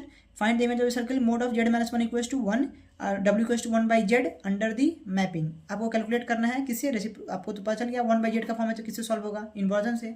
u और v आपका always यही, x और y के value always यही आएगा जो आया है इन्वर्जन में ऑलवेज, चाहे क्वेश्चन किसी भी इमेज के आगे मतलब निकालने बोल रहा हो, किसी भी तरह का से निकालने बोल रहा हो। ठीक है ना, तो चलिए अब देखते हैं हम लोग बाइलिनियर। फ्रेंड्स तो अब हम लोग समझते हैं कि हमारा बाइलिनियर और मोबियस ट्रांसफॉर्मेशन क्या होता है। देखिए ये बहुत इंपॉर्टेंट है, ये आपके एग्जाम में आएगा। A transformation of the form w equals to az plus b upon c z plus d. इसका फॉर्म क्या होता है w equals to az plus b upon c z plus d, जहाँ पे ए बी सी डी क्या होता है complex constant होता है, लेकिन कंडीशन ये होता है कि a d minus b c अगर करिए तो उसका वैल्यू 0 के इक्वल नहीं आना चाहिए। अगर इस कंडीशन को सेटिस्फाई करता है तो हम इसी को क्या कहते हैं, इज कॉल्ड बाइलिनियर ट्रांसफॉर्मेशन और मोबियस ट्रांसफॉर्मेशन। क्या क्या कि w equal to az plus b by c z plus d होना चाहिए, और जहां आपका a d minus b c not equal to 0 होना चाहिए, तो वो क्या होता है बाइलिनियर ट्रांसफॉर्मेशन। ये आपको लिखने भी आ सकता है। ठीक है, ये जो आपका a d minus b c है इसको कहते हैं डिटर्मिनेंट ऑफ बाइलिनियर ट्रांसफॉर्मेशन। ये थ्योरेटिकल है, क्वेश्चन करेंगे तो और सब समझ में आ जाएगा। ठीक है, उसके बाद जो बाइलिनियर ट्रांसफॉर्मेशन को सॉल्व करने के लिए ये जो मेथड होता है फ्रेंड्स, देखिए ये होता है फाइनल बाइलिनियर ट्रांसफॉर्मेशन को सॉल्व करने का फॉर्मूला। तो उसमें ये यूज आता है जिससे हम क्या कहते हैं cross ratio z minus z1। देखिए यहाँ पे if there are 4 points z1 z2 z3 z4 are given in order then the ratio, cross ratio क्या होता है z1 minus z2 z3 minus z4 z2 minus z3 z4 minus z1 upon में। ठीक है, इसमें क्या कितना यूज हुआ है आपका 4 यूज हुआ है, क्या 4 point z1 z2 z3 z4। तो इसको याद करने का ट्रिक क्या है, देखिए 1 2 3 4 और फिर मिडिल वाले को नीचे पहले लिखते हैं, उसके बाद 4 1। याद करने का ट्रिक देखिए 1 2 3 4 cross ratio z1 minus z2 z3 minus z4 1 2 3 4, और बीच वाला फिर लिखेंगे z2 z3 z2 minus z3, उसके बाद जो बच गया है z4 और माइनस z1। क्लियर है, तो ये याद करने का तरीका होता है अपना अपना, आप अपना देख लीजिएगा जिससे आपको इसलिए याद रहे। तो क्रॉस रेशियो का फॉर्मूला 4 पॉइंट्स के लिए होता है, लेकिन हमें मिनिमम 3 ही पॉइंट की जरूरत पड़ती है बाइलिनियर ट्रांसफॉर्मेशन निकालने के लिए। ठीक है ना, तो इसमें हम 3 इंडिपेंडेंट कांस्टेंट लेते हैं जो कि रिक्वायर्ड होता है बाइलिनियर ट्रांसफॉर्मेशन को निकालने के लिए। ठीक है, इसीलिए z1 z2 z3 लेते हैं। ठीक है ना, तो बाइलिनियर ट्रांसफॉर्मेशन और मोबियस ट्रांसफॉर्मेशन क्या होता है, ये होता है देखिए इसके इस फॉर्मूला से हम कैलकुलेट करते हैं। क्या होता है w माइनस w1 फिर इंटू में w2 minus w3 upon w1 minus w2 w3 minus w। देखिए फ्रेंड्स स्टार्टिंग w और लास्ट w एकदम समझिए, याद कैसे करेंगे। स्टार्टिंग w और लास्ट w क्या है आपका फिक्स है, इसमें स्टार्टिंग z और लास्ट z क्या है फिक्स है। 1 2 3 का ऑर्डर चल रहा है, 1 2 3 का ऑर्डर चल रहा है, 1 2 3 का ऑर्डर चल रहा है, 1 2 3 का ऑर्डर चल रहा है। ठीक है, तो याद करने का ट्रिक है। फ्रेंड्स हो सकता है कि आपके जो वर्क बुक है या फिर जो बुक में है उसमें हो सकता है कि डब्लू माइनस डब्लू 3 हो और डब्लू 2 माइनस डब्लू 1 हो, माइनस माइनस लेके कॉमन प्लस कर दिया हो। तो फ्रेंड्स ये सबसे इजी इसलिए किया गया था कि आपको याद रहे। पैटर्न देखिए कैसा बन रहा है, starting W, starting Z, last Z, 1 2 3 1 2 3 1 2 3 1 2 3। तो ये भी एक पैटर्न बनाया ताकि इजिली याद हो, ठीक है ना। तो हो सकता है कि कुछ भी हो सकता है, लेकिन ये वैल्यू क्या होगा, माइनस प्लस लेके आप कॉमन करके वैल्यू चेंज कर सकते हैं। डब्लू माइनस डब्लू 3 कर सकते हैं, डब्लू 2 माइनस डब्लू 1 कर सकते हैं, माइनस माइनस प्लस हो जाएगा, कॉमन लीजिएगा तो समझ रहे हैं ना।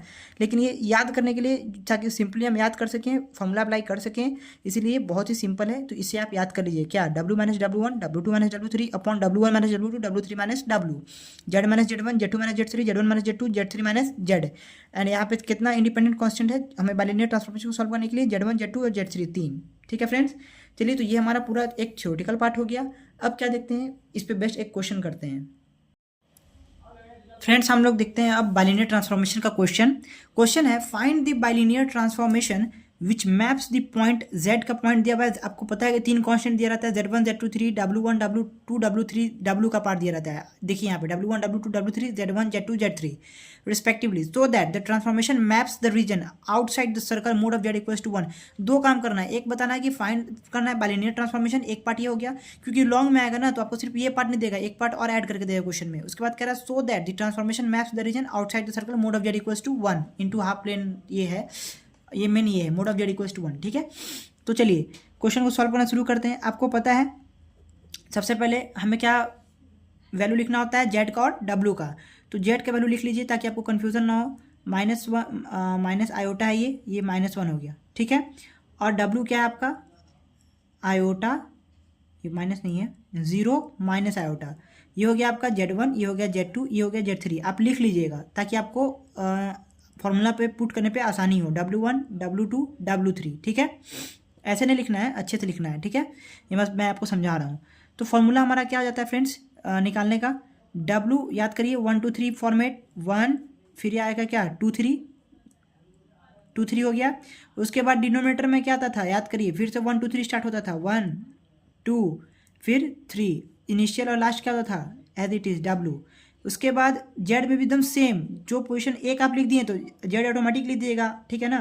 तो फ्रेंड्स याद कर लीजिए, एक आप आसानी से लिख सकते हैं, क्लियर है, z1 माइनस z2 और ये क्या हो जाएगा z3 माइनस z, क्लियर है। ये हमने फॉर्मूला लिख दिया। अब क्या करेंगे, बस वैल्यू पुट कर देंगे, जो वैल्यू जहाँ पे है। तो हमें किस में रिलेशन मिल जाएगा, w और z में रिलेशन मिलेगा, क्योंकि यही वैल्यू पुट नहीं करें ना, बाकी वैल्यू तो आप पुट कर दीजिएगा। तो w माइनस w1 क्या है आपका, आयोटा है, तो आयोटा पुट कर दिए। w2 माइनस w3, w2 क्या है 0 है, w2 आप 0 पुट कर दिए, माइनस का साइन है तो माइनस दे दिए। अब क्या है w3 है माइनस आयोटा, तो माइनस आयोटा है तो प्लस आयोटा हो जाएगा, क्लियर। अब है w1 माइनस w2 यानी आयोटा माइनस 0, तो ये हो गया आपका आयोटा, क्लियर। ये w3 माइनस w यानी minus iota minus w1, sorry minus w, it means ये क्या हो जाएगा minus iota minus w, clear. अब यहाँ पे सिमिलरली वही काम करेंगे, z माइनस z1 के प्लेस पे क्या रखेंगे 1, z2 के प्लेस पे क्या रखेंगे माइनस, z1 माइनस z2 कर दिए ना, z माइनस z1 हो गया। अब z2 minus z3, minus iota minus minus plus हो जाएगा, पहले z2 रख दीजिए माइनस आयोटा, अब है ये माइनस z3 है -1 तो हो जाएगा +1, ठीक है। अब है z1 minus z2, it means z1 है 1 और z2 है माइनस आयोटा, और आयोटा माइनस ऑलरेडी है तो ये प्लस हो जाएगा, z1 माइनस z2 हो गया। अब है z3 माइनस z3 क्या है -1, इट मीन्स -1 माइनस z, ठीक है फ्रेंड्स। तो फ्रेंड्स आप इसको मल्टीप्लिकेशन डिवीजन परफॉर्म आप खुद से करिएगा, ठीक है। आपका जो वैल्यू आएगा मैं वो डायरेक्ट लिख रहा हूँ, लेकिन आपको समझना है कि एक ऐसा स्टेप आएगा जहाँ पे आपका वैल्यू ये आएगा जब आप इसको मल्टीप्लिकेशन करिएगा तो, ठीक है। Omega z iota plus omega minus z iota, कोई मुश्किल नहीं है, ठीक है ना, इंटू कर लीजिएगा, ज़्यादातर तो 0 है, यहाँ 0 है, ठीक है। ये हो गया +1 equals to minus omega z iota minus omega plus z iota -1। जब आप इसको सॉल्व करिएगा ना तो एक स्टेप आपका ये आएगा, ठीक है। उसके बाद हम लोग सॉल्व करते शुरू करेंगे। तो जब हम सॉल्व करेंगे तो अब एक तरफ अरेंज कर लेंगे, तो हो जाएगा 2 omega z iota plus 2 omega equal to 2z iota minus 2। Friends ये वैल्यू आपका आना चाहिए सॉल्व करने में, याद रखिएगा ये वैल्यू आएगा, उसके बाद ही आप क्या करिएगा यहाँ से कॉमन लीजिएगा और जेड का वैल्यू डब्ल्यू का वैल्यू निकालिएगा। Z iota plus 1 equals to z iota minus 1। 2 cut गया, कैंसिल हो गया सबसे, तो यहाँ से डब्ल्यू का वैल्यू आपका क्या निकलेगा, यहाँ से जो आपका डब्ल्यू है वो क्या निकलेगा, Z iota minus 1 upon Z iota plus 1। Question देखिए फ्रेंड्स, क्या हम आपको यहाँ कैलकुलेशन नहीं सिखा रहे हैं, हम आपको सिखा रहे हैं कि क्वेश्चन बनेगा कैसे। क्वेश्चन बनाने के लिए करना क्या है, क्वेश्चन बनाने के लिए आपको ये फॉर्मूला याद होना चाहिए। फॉर्मूला याद होने के बाद आपको पता है Z1 Z2 Z3 की वैल्यू पुट करेंगे, W1 W2 W3 की वैल्यू पुट करेंगे और हमारा वैल्यू निकल जाएगा। बस इसको मल्टीप्लाई करना है, आपको आता है। आज आपको पता है कि आई स्क्वायर का वैल्यू क्या होता है, -1 होता है, तो आई इंटू आई सब नॉर्मल कैलकुलेशन आप कर लीजिएगा। और यहाँ आपका क्या निकला, डब्ल्यू का वैल्यू निकला, लेकिन हमें क्वेश्चन में एक और पार्ट कह रहा है फ्रेंड्स, ये तो आप निकाल लिए बाइनरी ट्रांसफॉर्मेशन से डब्ल्यू की वैल्यू AZ प्लस बी और अपन CZ प्लस डी जो भी फॉर्म होता है बाइनरी ट्रांसफॉर्मेशन का, उस फॉर्म में आ गया आपका डब्ल्यू। अब क्वेश्चन में कह रहा है कि so that the transformation maps the region outside the circle mod of z equals to 1, कह रहा है ना। तो इसके लिए आपको जेड का वैल्यू पता होना चाहिए इस कंडीशन को पुट करने के लिए। तो आप डब्ल्यू निकाल लिए तो क्या जेड नहीं निकाल सकते हैं, बिल्कुल निकाल सकते हैं। जैसे यहाँ पे आपने कॉमन लिया तो ये वैल्यू आया, तो यहाँ से आप जेड का वैल्यू निकालिए, यहाँ से आप जेड का वैल्यू निकालिए, देखिए क्या हो जाएगा। इस लाइन से जेड का वैल्यू निकाल सकते हैं ना, 2 omega z iota minus 2 z iota equals to -2 omega equals to -2 omega -2, ये हो गया। ठीक है फ्रेंड्स, उसके बाद मैंने क्या किया, ये वाला लाइन लिया ताकि यहाँ से मैं जेड भी निकाल सकूँ। जैसे मैंने यहाँ से डब्ल्यू कॉमन लिया, उसके बाद ये फाइंड कर लिया ना, अब यहाँ से जेड कॉमन लूँगा, बाकी डब्ल्यू के रूप में डब्ल्यू के टर्म्स में फाइंड कर लूँगा। तो उसके बाद जब आप यहाँ पे कॉमन लीजिएगा जेड, तो यहाँ क्या बचेगा, omega iota minus iota equals to minus omega plus 1, ये बचेगा फ्रेंड्स। तो यहाँ से जेड का वैल्यू क्या आ जाएगा आपका, minus of omega plus 1, iota common ले लेंगे तो बचेगा ओमेगा माइनस 1। आयोटा डिनोमिनेटर में नहीं रहना चाहिए, इसलिए इसको वैल्यू को आप ऐसे लिख सकते हैं, आयोटा ओमेगा प्लस 1, ऊपर नीचे से मल्टीप्लाई कर दी माइनस आयोटा से, तो ओमेगा माइनस 1 ये आएगा। ठीक है, जेड का वैल्यू फाइनल ये आएगा आपका। अब इसको क्या करेंगे, मोड ऑफ जेड में पुट करेंगे, क्यों, क्योंकि हमें कह रहा है ना कि transformation maps the region outside the circle mod of z equals to 1। तो अब क्या करेंगे, जो जेड का वैल्यू आया उसको मोड में डालिए। ठीक है, तो मोड ऑफ जेड इसको करिएगा, चलिए यहाँ पे कर देते हैं, जेड का वैल्यू ये आया आपका। अब मोड ऑफ जेड क्या कह रहा है क्वेश्चन में, ग्रेटर इक्वल्स टू 1 करेंगे हम सिचुएशन, क्योंकि हमारा सिचुएशन कैसा दिया हुआ है।